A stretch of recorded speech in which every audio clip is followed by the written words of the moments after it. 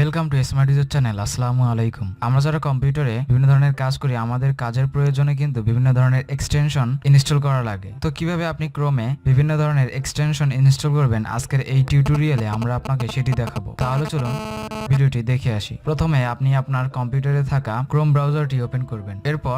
এরপর এখান থেকে থ্রি ডটে ক্লিক করুন। এখানে যে এক্সটেনশন অপশনটি আছে, এই এক্সটেনশনের আন্ডারে যে ভিজিট ক্রোম ওয়েব স্টোর আছে, এখানে ক্লিক করুন।